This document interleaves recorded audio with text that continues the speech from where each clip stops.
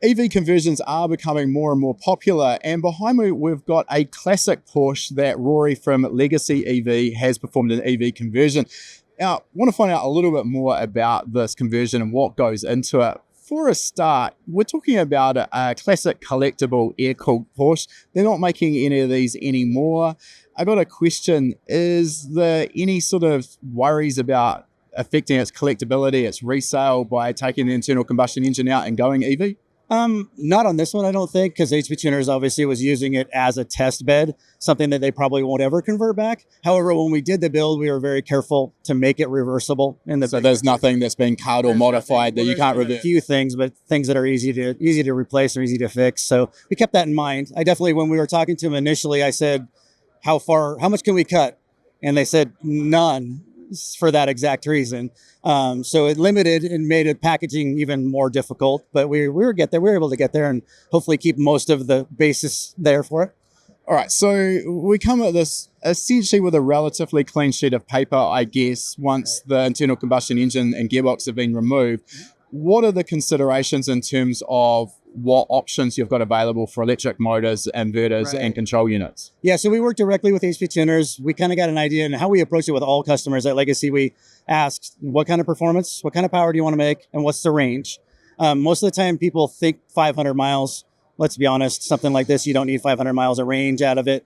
So these guys, they spec'd out, they wanted as much power as we can stuff into it. So we ended up with a 600 horsepower Cascadia Motion package. It's an engine, motor, and gearbox unit together, which helped packaging for sure.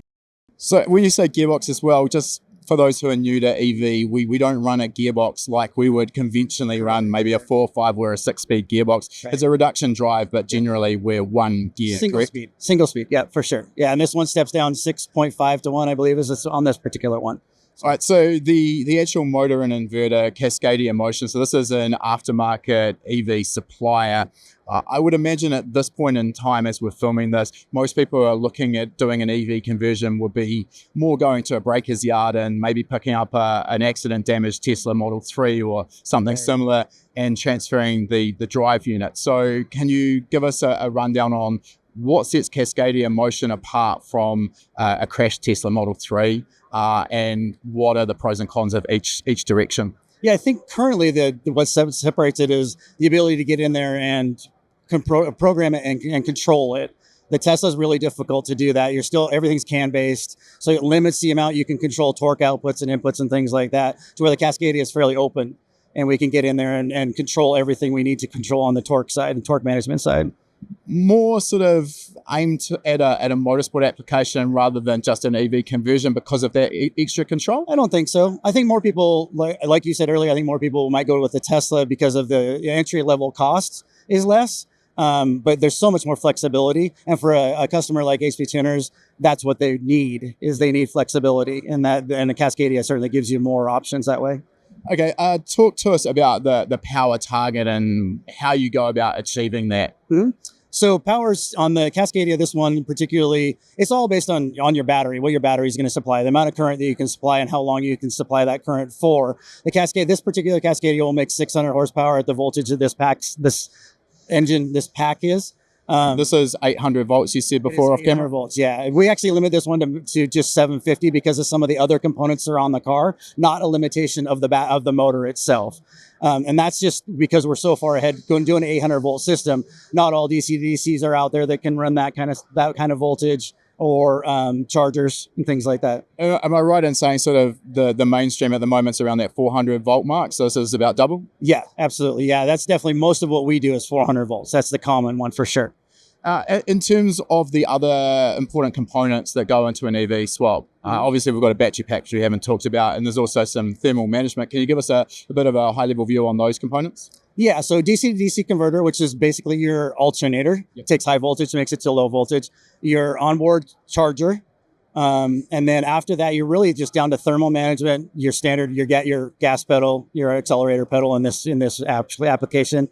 And then with the HP Tuners VCU, they've actually taken over quite a bit of the control, and we can get rid of a lot of the other modules that would normally be required. So that core EV, as they're calling it, essentially their EV vehicle control unit, What sort of control strategies are in that? Is that controlling absolutely everything on the vehicle now? Not currently. It is controlling traction and charging.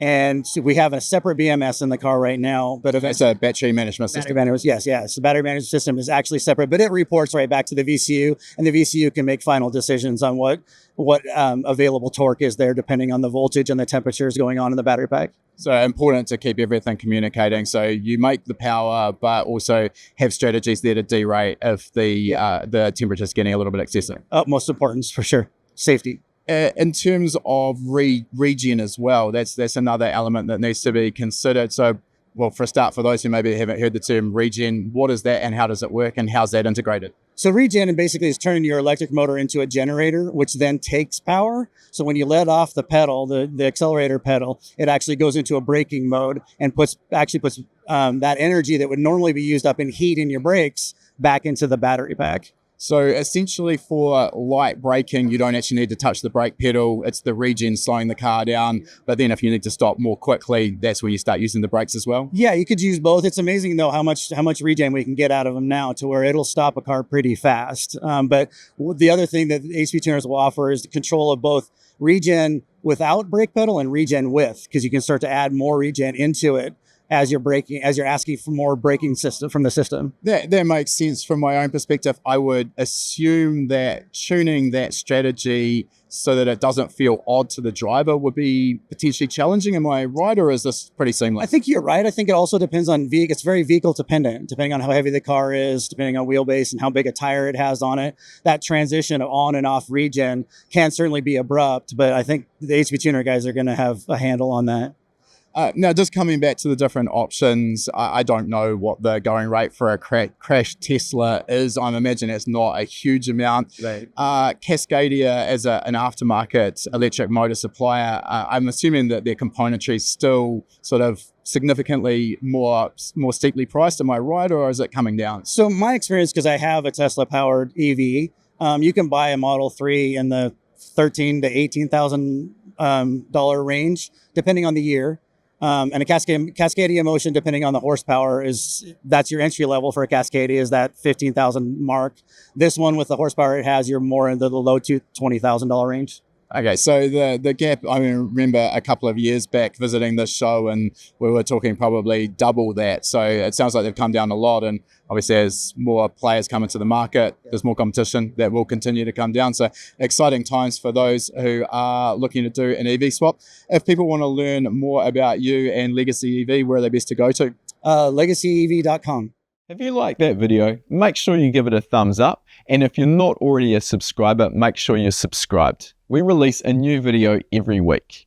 And if you like free stuff, we've got a great deal for you. Click the link in the description to claim your free spot to our next live lesson.